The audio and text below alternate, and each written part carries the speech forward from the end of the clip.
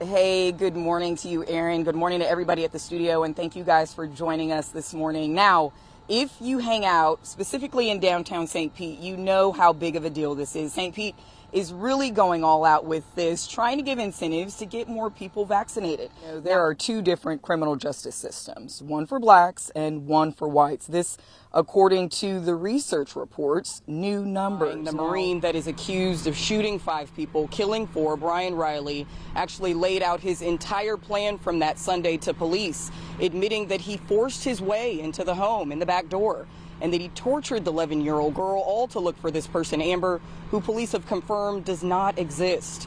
Now, last year, Polk County schools had 11,998 school suspensions, and black students, they're at the top of that list with disciplinary marks.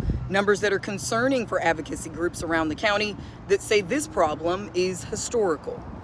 Appears to be just a lot of talk, but very little action. Kenneth Glover, former attorney and NAACP member, served in some of the first court hearings to address desegregation in Polk County schools back in the 70s. One of the issues that we were dealing with over many years was discipline in the school system, and it was disproportionately affecting African American students. I compared records from the school district and advocacy groups in Polk County that both show black students are still being suspended and or expelled from school at a higher rate than other races. Some of these records date back nearly 10 years.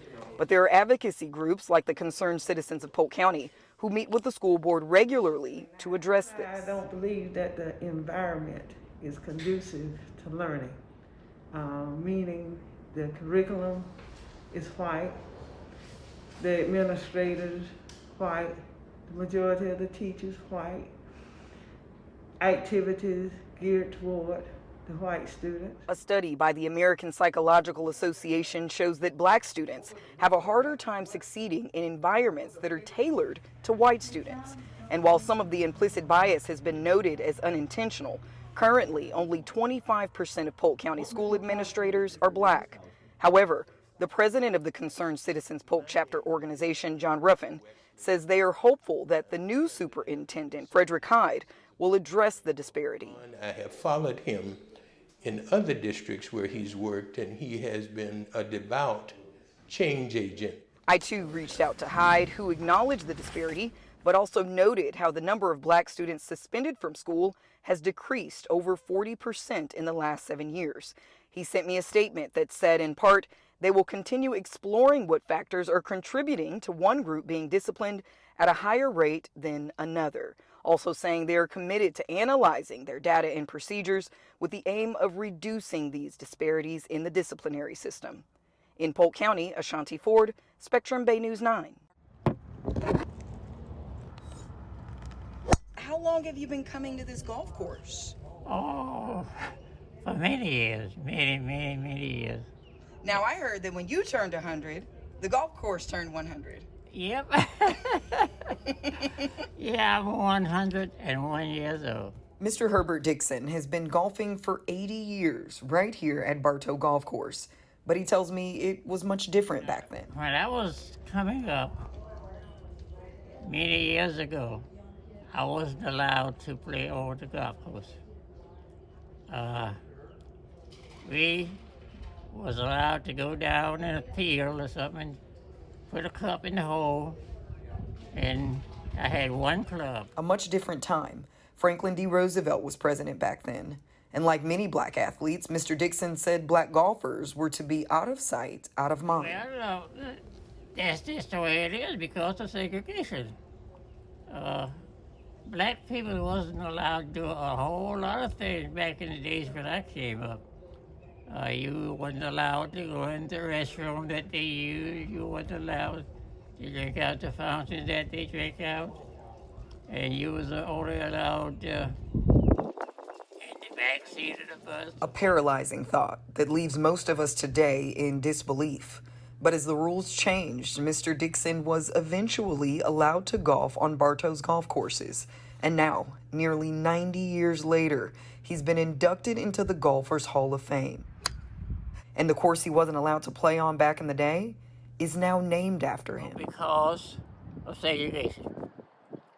you wasn't allowed to accomplish something like this. Just something that I'm so proud of. I was able to live to see the day.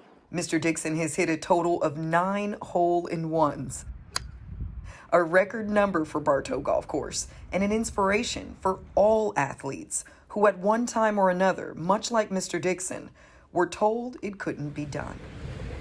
Ashontiford, Spectrum Sports 360.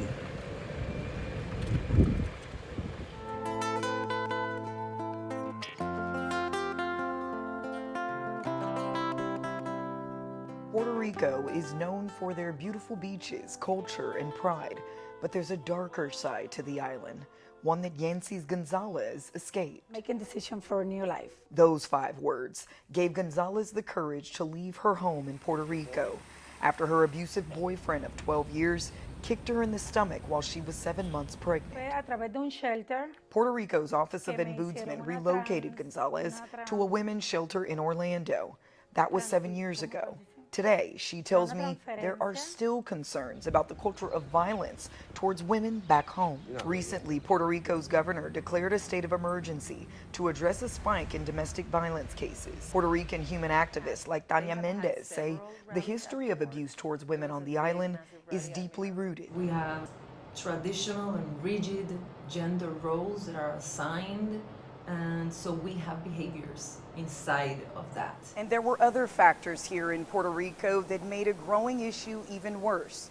Hurricane Maria in 2017, then the pandemic in 2020 spilling into 2021.